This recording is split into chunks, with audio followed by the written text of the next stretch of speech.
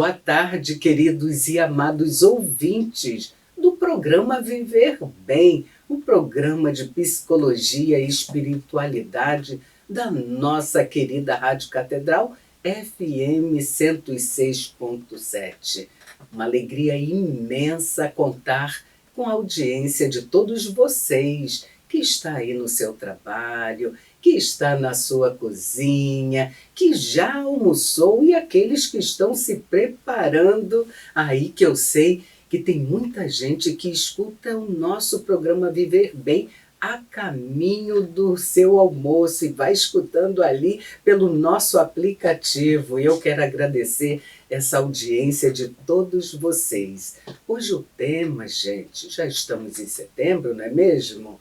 Então, um convidado muito especial. Estamos aí vivendo o Setembro Amarelo, o setembro que é o mês da Bíblia, que é o mês da primavera, que é o mês de viver bem todos os dias, a vida que a gente tem.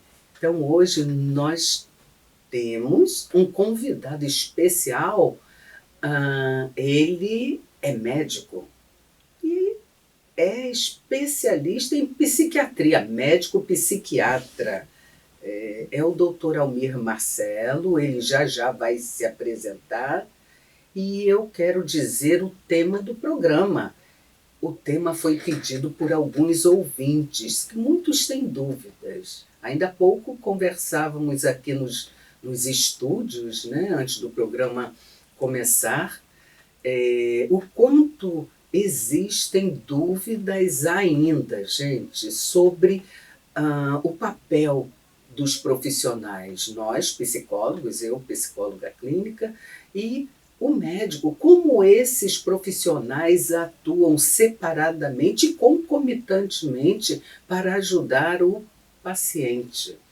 O tema de hoje é como a psicoterapia ajuda no tratamento psiquiátrico. Convidado, eu quero dar a boa tarde e agradecer o seu sim, doutor Almir Marcelo. Boa tarde, doutor Almir. Boa tarde, Sônia. Um prazer estar aqui nessa tarde de domingo.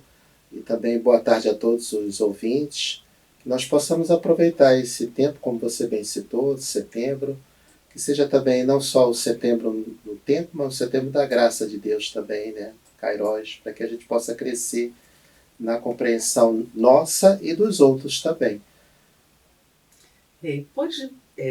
Eu conheço, né, mas nossos ouvintes não conhecem. O senhor é da paróquia Nossa Senhora da Conceição em São José? Eu sou diácono permanente da Isso. Arquidiocese Militar do Brasil. A minha paróquia de atuação é a capela do Hospital Central da Marinha, mas onde eu frequento, lá é a paróquia Nossa Senhora da Conceição em São José, no Engenho de Dentro, né? Com o Monsenhor Gustavo Auler, o pároco, o nosso querido pároco Gustavo Auler. Sim, também o doutor Almir tem um trabalho também numa clínica, não é isso, doutor Almir? Atualmente estou como diretor médico da Casa de Saúde São Romão, que fica em Santa Teresa, e lá o atendimento é especializado em psiquiatria e em psicologia também. Certo. E é professor também de uma pós-graduação em logoterapia e análise existencial, né, doutor Almir? Que bom! Então, sobre esse tema, como a psicoterapia ajuda no tratamento psiquiátrico, a primeira pergunta é: o que faz um psiquiatra? O psiquiatra é um especialista formado em medicina que atua na prevenção, tratamento, diagnóstico, reabilitação emocional dos transtornos psíquicos, transtornos mentais, alterações mentais que uma pessoa pode apresentar. Então, o psiquiatra, ele faz o diagnóstico e o tratamento das perturbações mentais, ou seja, tudo aquilo que afeta o equilíbrio emocional da pessoa. Ele também pode fazer psicoterapia. Então, a psicoterapia é feita tanto por um psiquiatra quanto por um psicólogo, né? Sim, então o médico psiquiatra, ele atua na prevenção?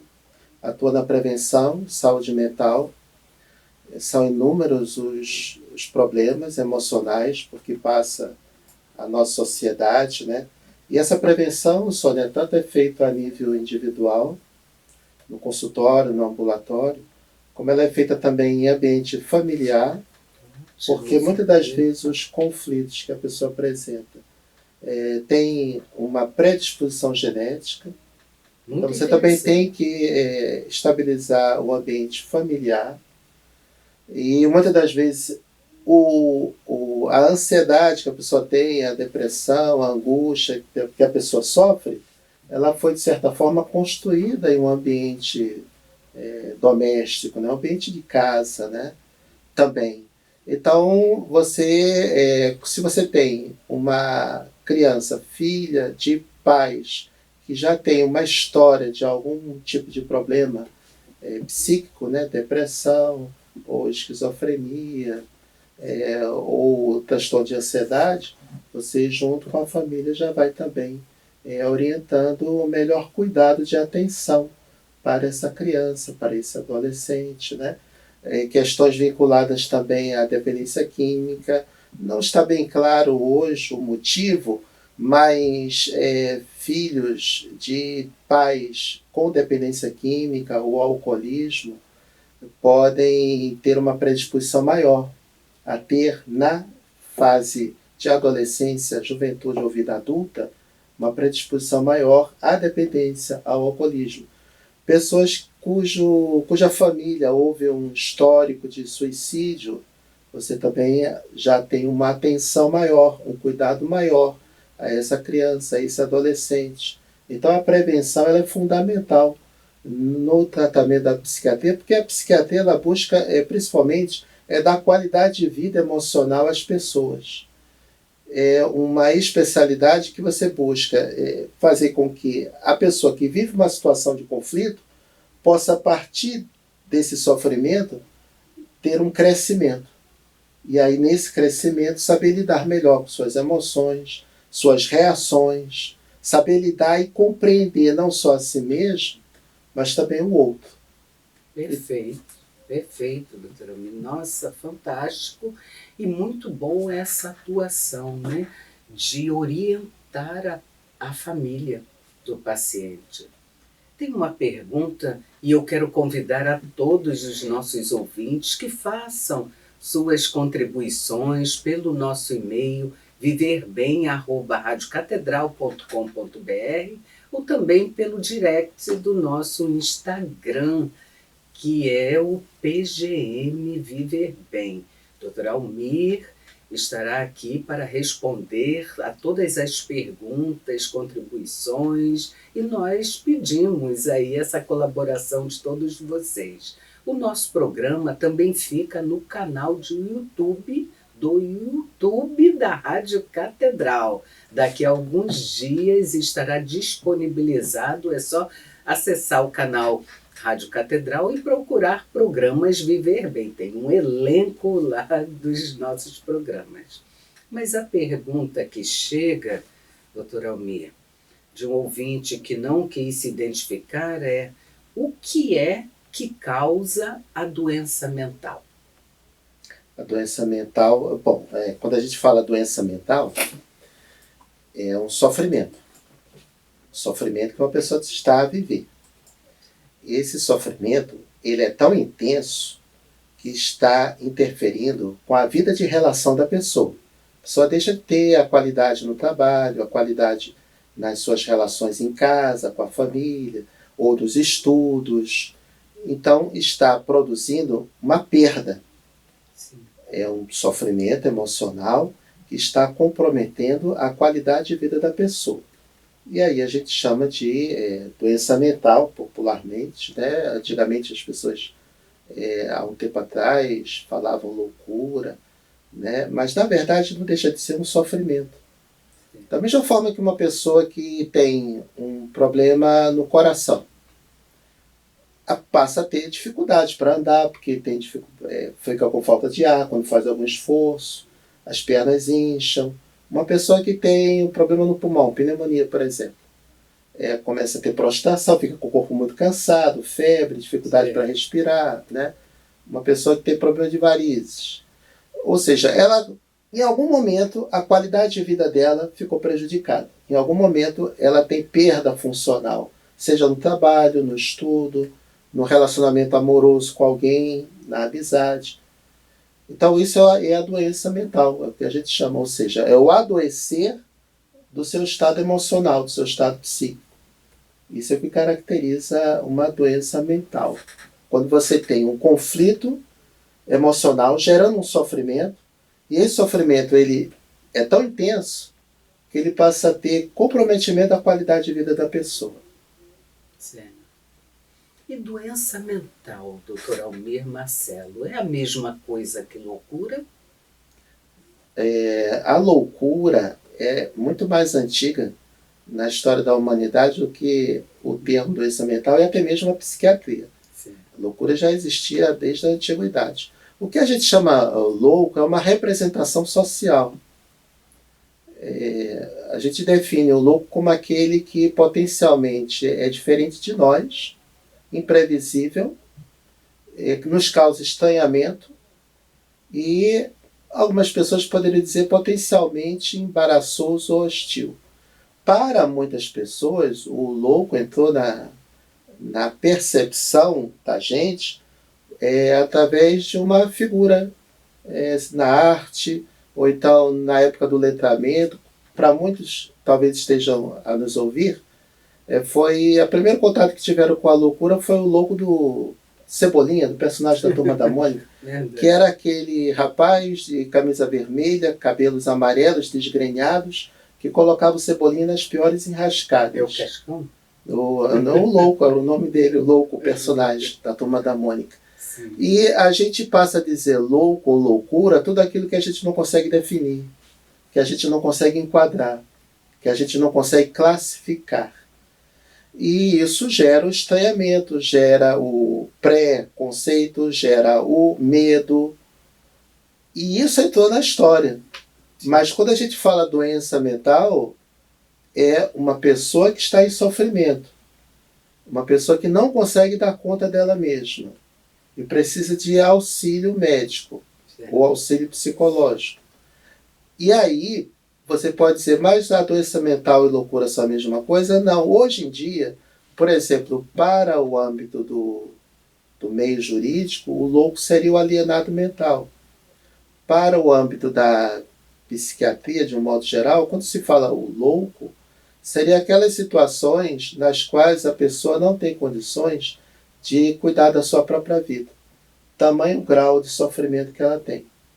Um surto psicótico, né, que a pessoa sai fora da realidade, ou um pensamento que está sendo perseguido. Então isso seria basicamente um termo que não se usa na medicina, não se usa na psicologia, mas que existe na história, chamada loucura.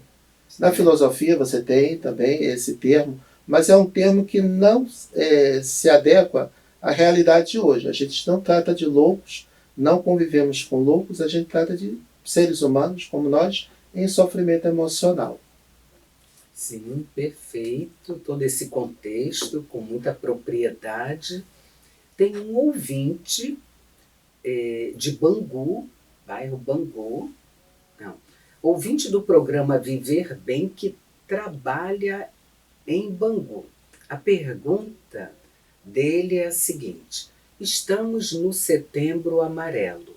O senhor poderia falar um pouco sobre esse movimento e também dizer qual a doença psicológica que mais causa o suicídio? O Setembro Amarelo por que tem esse nome? Porque em 1994, um jovem americano de 17 anos, chamado Mike M., ele se suicidou. E ele tinha um carro, que era um Mustang 68, amarelo. Ele amava esse carro, né? Só que ninguém sabia que ele sofria de depressão. E só foram descobrir depois que ele havia morrido. Que ele deixou um bilhete, um recado, né? Os amigos e a família, no momento do enterro dele, do sepultamento, fizeram umas fitas amarelas e com cartõezinhos, com essa fita amarela entrelaçada e com uma mensagem: você deve falar, não esconda, partilhe. A Associação Internacional de Prevenção ao Suicídio, junto com a Organização Mundial de Saúde, resolveram então adotar a data do falecimento do Mike M., 10 de setembro, como um Dia Mundial de Prevenção ao Suicídio. E em 2014, aqui no Brasil, o Centro de Valorização para a Vida, junto com o Conselho Federal de Medicina e a Associação Brasileira de Psiquiatria, resolveram estender a comemoração da data de prevenção ao suicídio para todo o mês de setembro.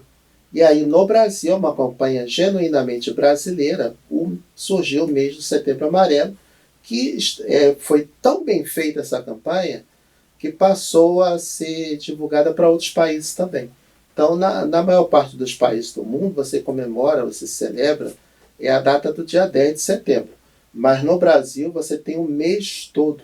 Assim como você tem o mês da Bíblia, né? Embora o dia da Bíblia seja dia 30 de setembro, né? Dia de São Jerônimo, sim, você também tem, no campo da saúde mental, um mês de setembro, como campanha para que se aborde, se comente, se fale acerca do sofrimento do suicídio, porque o suicídio ele não é exatamente uma doença.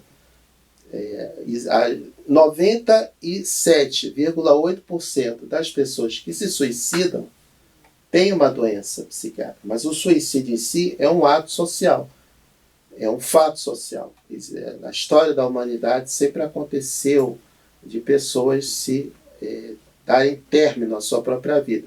O que se verificou é que o suicídio, ele quase sempre é uma situação de desespero vinculado a um sofrimento mental. Depressão, esquizofrenia, transtorno bipolar. Essas doenças em si não causam suicídio, mas elas podem cursar com o suicídio, principalmente quando não forem bem acompanhadas pela psiquiatria e pela psicologia.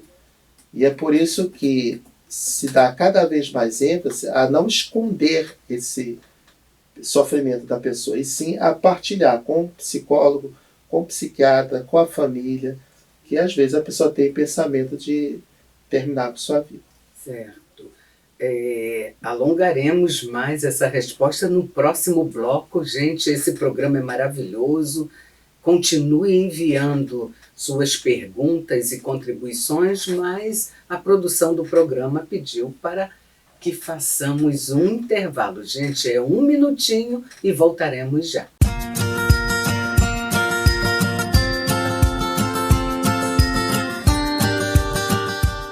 Voltando aqui ao segundo bloco do programa Viver Bem, o programa que nos ajuda a refletirmos sobre o valor da vida que a gente tem. O tema de hoje sendo abordado por um médico psiquiatra, Dr. Almir Marcelo, ele que também é diácono. E o tema é como a psicoterapia ajuda no tratamento psiquiátrico. E vocês continuem participando aqui ao nosso programa da Rádio Catedral FM 106.7 e o nosso e-mail viverbem@radiocatedral.com.br ou pelo direct ali do Instagram PGM Viver Bem. A pergunta que nos chega é de São João de Meriti, doutor Marcelo. E é a seguinte: ouvinte de São João de Meriti pede não informar o nome dela. O que é e como é tratado o transtorno bipolar? Um abraço a todos de São João de Meriti, né, que acompanham o programa. É sempre um prazer falar com todos também.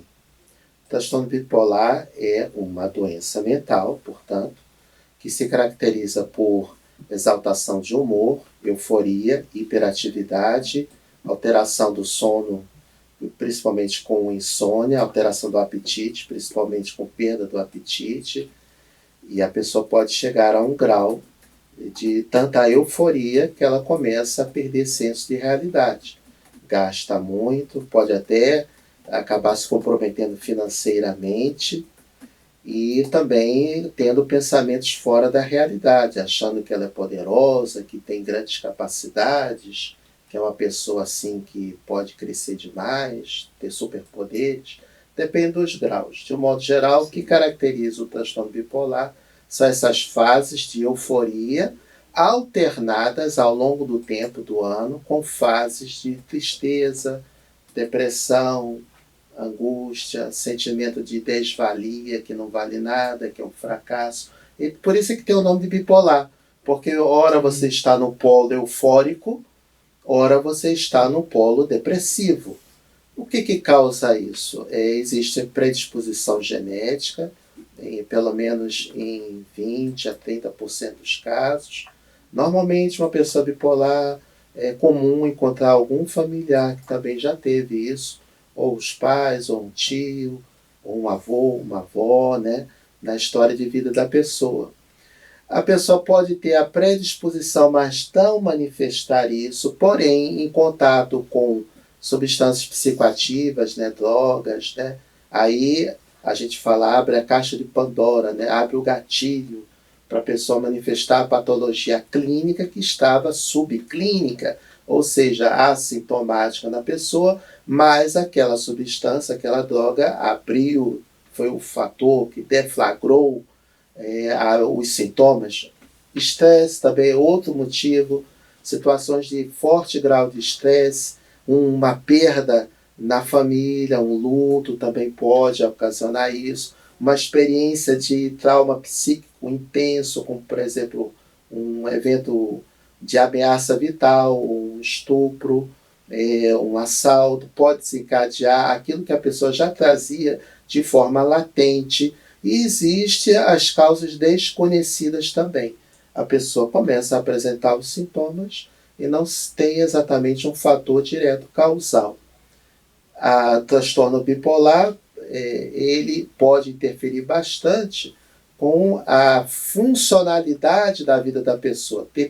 Deixar de fazer a faculdade, ou a escola, ou deixar o trabalho, se não for tratado corretamente. E o tratamento implica em usar, na crise, os medicamentos para estabilizar o humor, nem ir muito para cima, nem ficar muito abaixo, nem euforia, nem depressão, estabilizador de humor, mas também é fundamental a psicoterapia, para que a pessoa possa reconhecer quando ela está saindo do seu eixo de equilíbrio emocional, para que a pessoa possa ter noção da gravidade da doença, para que a pessoa possa perceber a necessidade de aderir ao tratamento, porque senão a pessoa melhora e acha que não precisa mais tomar remédio, não precisa mais ir ao psiquiatra, ao psicólogo, e aí ela deixa o tratamento. Vai ter uma nova crise. E é muito comum que isso aconteça. Infelizmente, a aderência do paciente que sofre transtorno bipolar, ela não é muito boa em muitos casos. Mas a gente encontra isso em outras situações também, Sônia.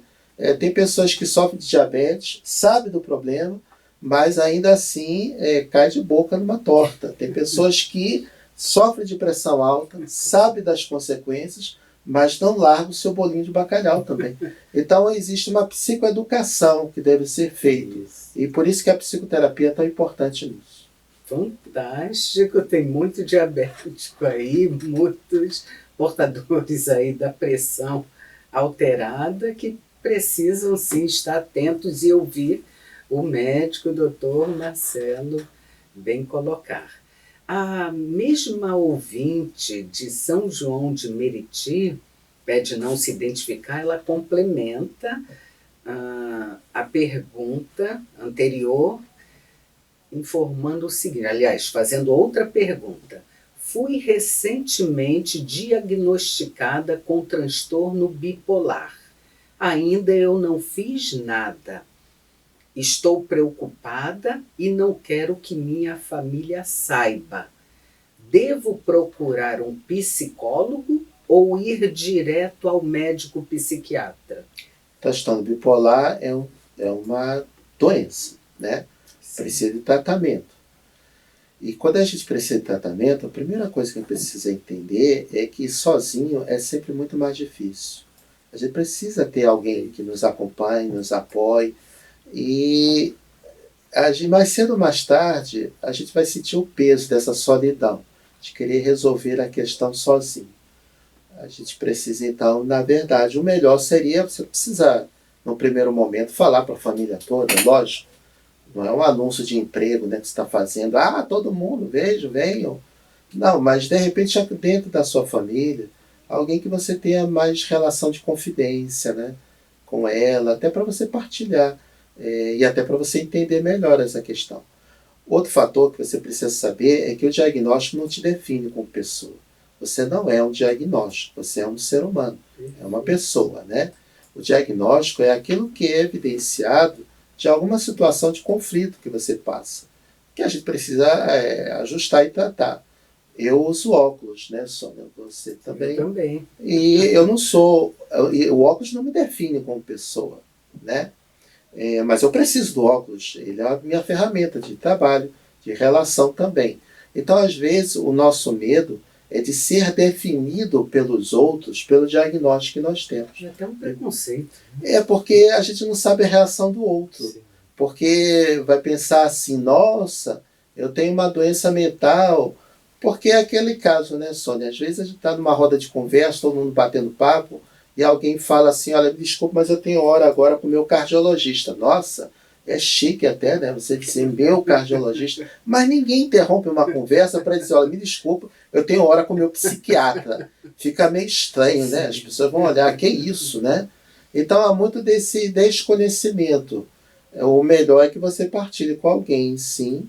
E a questão, se eu devo procurar um psiquiatra ou um psicólogo, né? Você pode procurar um ou outro, vai depender do comprometimento que você já está tendo. Se você se dá conta de que não está conseguindo mais render no trabalho, que você não está conseguindo mais acompanhar o ritmo na faculdade, na escola, que as pessoas estão reparando, que você está se enveredando por dívidas no cartão, porque você começa a comprar demais. Então, nesse caso, talvez seja bom você marcar uma consulta no psiquiatra para verificar o grau de intensidade disso. Mas saiba que, independente disso, a presença da psicologia vai ser fundamental, porque para você tratar transtorno bipolar, você anda com duas pernas, a psicologia e a psiquiatria. Somente uma perna sempre é mais difícil de andar, não é verdade? Então, as suas duas pernas vão ser psicologia, que vai entrar com a psicoterapia, e a psiquiatria, que vai te ajustar pelo estabilizador de humor necessário que você precisa. E aí você vai perceber que você vai ter qualidade de vida. E depois você vai olhar para você e vai, poxa vida, eu nem precisava ficar tão assustado assim. Era só tratar, né? Então a gente tem que ter respeito, porque a nossa saúde a gente tem que levar sempre a sério e não tentar resolver sozinho. Essa conspiração de silêncio, ela nunca é saudável. E ter alguém na sua família, né? Quando eu falo família, às vezes a pessoa mora sozinha, né? Ou às vezes a pessoa tem uma relação melhor com o irmão do que com o outro, ou com o primo. A gente partilhando sempre é melhor. É verdade. E principalmente com profissionais da confiança, profissionais capazes de, por amor, né? Acredito que todos que têm uma vocação genuína exerçam suas profissões por amor, né? Amor de Deus, amor ao homem que sofre, respeito a este homem que sofre. E eu diria da minha parte, né, como psicóloga, que trabalhamos esse significado da vida, o sentido da vida, que é uma forma de reumanizar a terapia. Eu diria que nós acolhemos o paciente, o homem que sofre, transformando, ajudando-o a se transformar no homem que ama. Por quê? Não que esse homem que sofre não ama, claro, ama sim, mas é por amor que estamos ali ajudando o homo patiens, esse homem que sofre, a ser um agente, a agir, a ter ação, a tomar atitudes, a ter uma maior consciência do que ele pode se autocuidar. E o autocuidado é o amor. E o amor próprio não é egoísmo. Tem outra pergunta, ela se identifica, doutor Marcelo, dizendo: eu sou a ouvinte Maria de Fátima e moradora do bairro de Fátima. Curioso. Cresci ouvindo pessoas dizerem que eu era maluca, entre aspas. Hoje, aos 45 anos, sei que não sou, mas sei também o quanto este rótulo me fez sofrer. Por que é tão importante ter saúde mental atualmente? Maria de Fátima, um prazer falar com você. Maluco é um termo que é um juízo de valor, né? É um julgamento, né? E como todo juízo de valor, Maria de Fátima, ele fala muito mais de quem emite o juízo do que aquele que é alvo do juízo. Porque todo julgamento é, no fundo, uma confissão de você mesmo. Tudo aquilo que você julga, na verdade, é você quem está se expondo. Então, você nunca foi, na verdade, uma pessoa maluca. Na verdade, os outros é que não conseguiam entender, talvez, algum conflito que você passasse.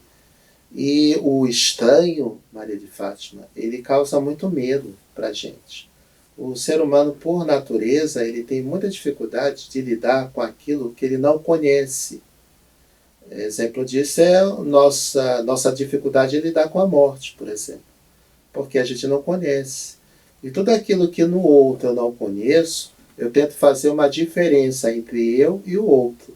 Justamente para eu não me ver fazendo aquilo que o outro faz.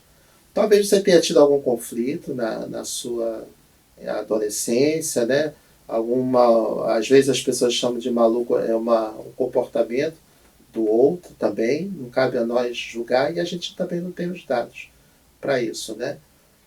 E por que às vezes as pessoas se comportam assim? Porque elas não sabem, não entendem e muitas das vezes não querem estabelecer uma relação compassiva com o outro.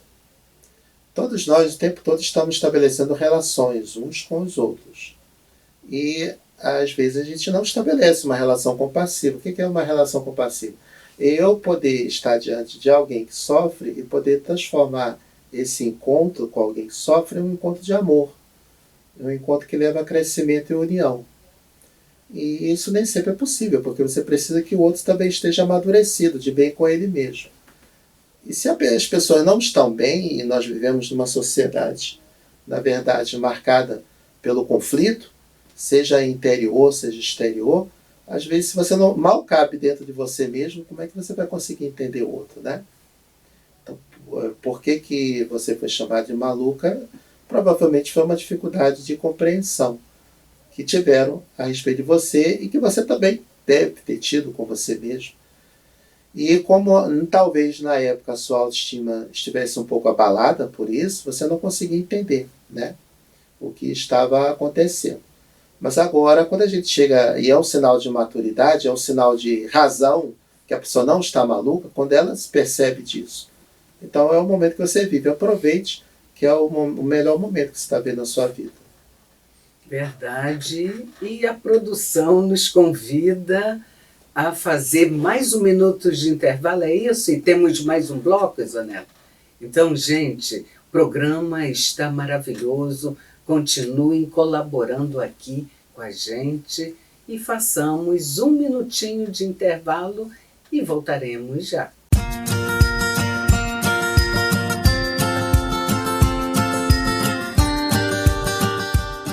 Boa tarde, mais uma vez, boa tarde. É tão bom estar aqui, gente, pertinho do coração de cada um dos nossos ouvintes, e também é muito bom estar aqui nessa família Rádio Catedral. Eu, Sônia Nascimento, psicóloga clínica, âncora aqui do programa Viver Bem, programa de psicologia e espiritualidade, que basicamente é composto pelos psicólogos da nossa arquidiocese, que são os convidados, né, que eu trago em todos os domingos, e o nosso corpo de psicólogos da Arquidiocese do Rio. Nós nos reunimos mensalmente, uma vez ao mês, com o bispo Dom Antônio Augusto, que é médico também, e ele que nos forma, gente. Então, se você conhece um estudante de psicologia ou um psicólogo, pode convidá-lo, que o nosso encontro é gratuito e acontece de 15 às 17 horas. No Instagram do Grupo dos Psicólogos da Arqui-Rio está disponibilizada a nossa agenda até dezembro. E hoje estamos com um médico aqui também no programa Viver Bem. O médico psiquiatra, Dr. Almir Marcelo, está abordando um tema muito interessante a pedido de diversos ouvintes, e o tema é como a psicoterapia ajuda no tratamento psiquiátrico. E tem perguntas chegando. Gente, o último bloco, daqui a um pouco terminaremos esse maravilhoso programa. A pergunta que chega, doutor Almir, é: por que às vezes a gente se cobra tanto? Isso é normal? A questão é o que eu cobro, né? Então, para responder esse primeiro pronome relativo, por quê, tem um outro, né? O que eu cobro, né? Em geral, Sônia, o que as pessoas cobram pode se resumir em uma palavra: desempenho, performance. Sim. Em quê? Em tudo. Eu tenho pacientes que às vezes falam: eu me cobro muito. Aí o que você cobra de você? Tudo. A pessoa quer uma perfeição. Ela quer não falhar. Ela quer ser melhor. E nisso existe uma distância. E ela começa a sofrer. O que ela sofre? Sofre da distância que existe entre o que eu sou e o que eu gostaria de ser. O que eu faço e o que eu gostaria de fazer. Como eu vivo, como eu gostaria de viver. Como eu me relaciono com as pessoas, como eu gostaria de me relacionar com as pessoas. Em uma frase, ela sofre da distância que existe entre a minha realidade, que eu olho e não gosto muito do que vejo, e a minha idealidade. É aquilo que eu queria ser.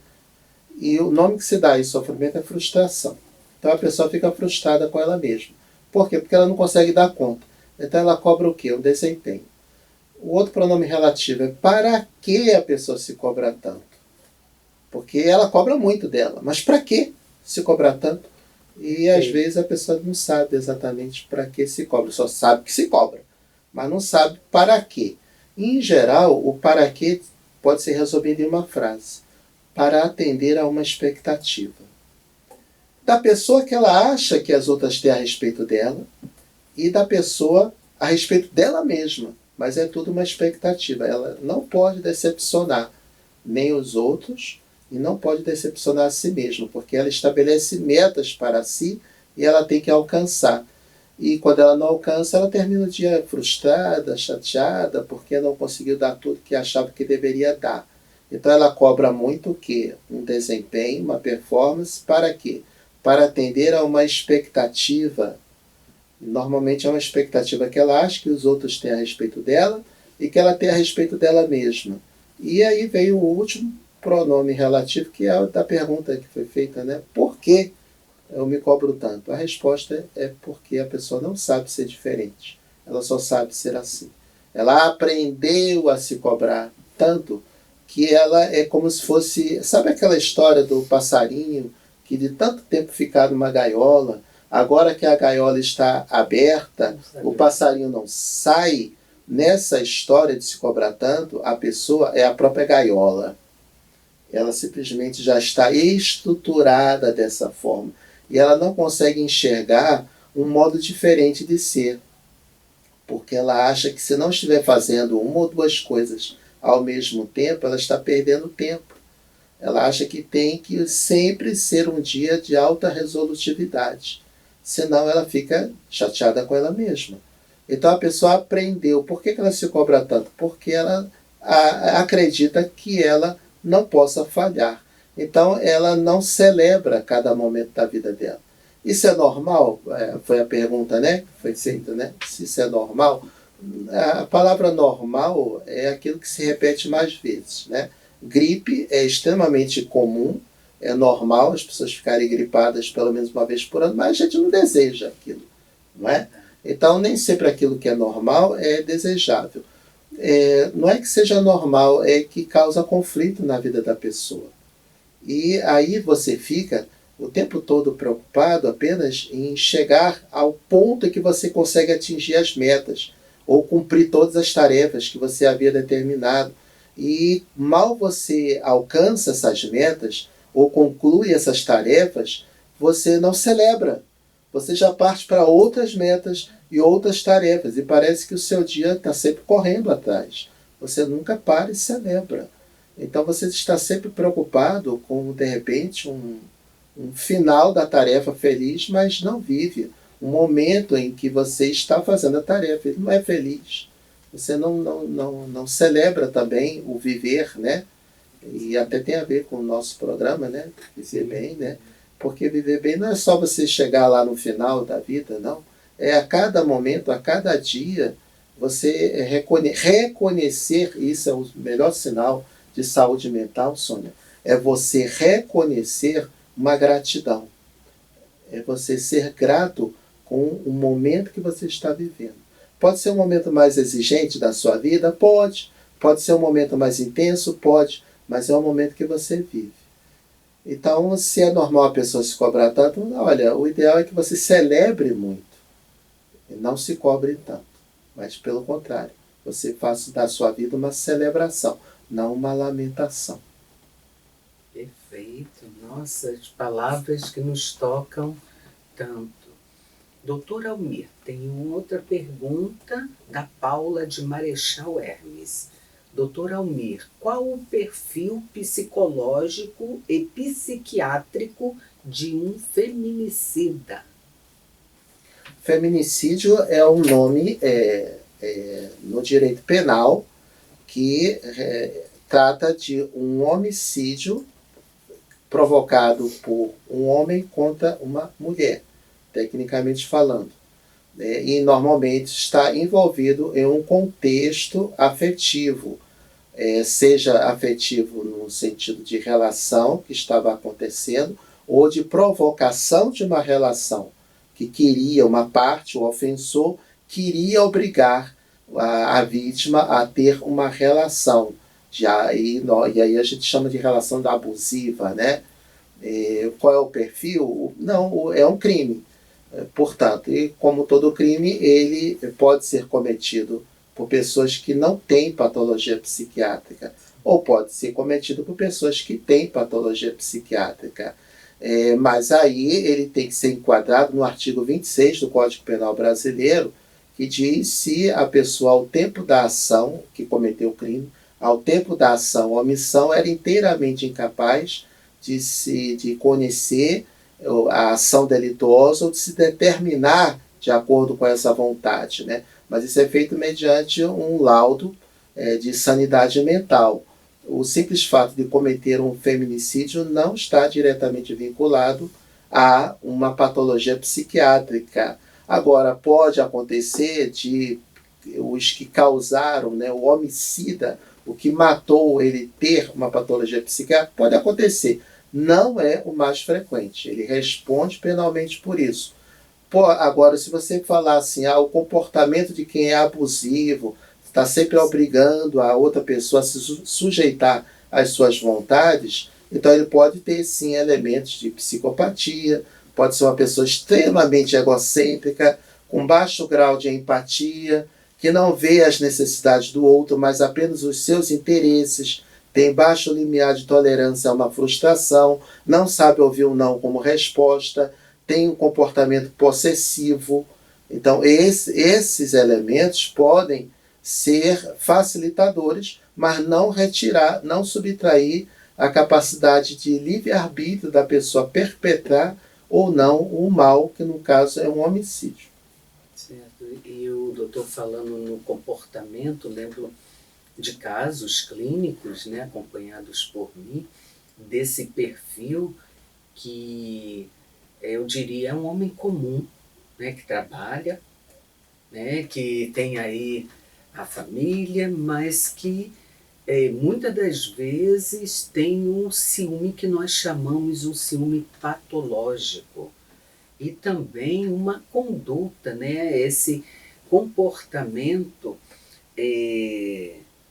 Estou lembrando de um caso específico que essa minha paciente ela falava assim, mas ele quando não bebe, ele é tão amável. E aí o abuso do álcool o fazia ser agressivo, ser violento com ela. Existe uma condição encontrada em alcoólatras, principalmente, chamada síndrome de Otelo, em relação à obra de Shakespeare, né? Otelo, Mouro de Veneza, porque na obra o Otelo se deixou enganar pelo amigo dele, Iago, e acabou matando a mulher que ele amava, chamada Desdémona. E o ciúme patológico é mais encontrado em alcoólatras crônicos, porque eles passam a ter uma visão falseada da realidade. Tudo ele acha que a mulher o estaria traindo, já é um quadro psicótico também, né? O problema no feminicídio é que normalmente existe um histórico de relação abusiva.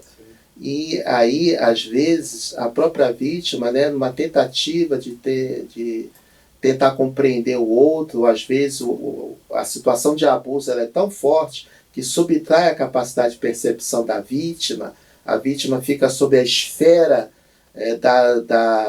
do olhar de possessividade do outro e não consegue se dar conta de que aquilo é doentio, a relação é doentia nesse caso, mas ela não consegue escapar.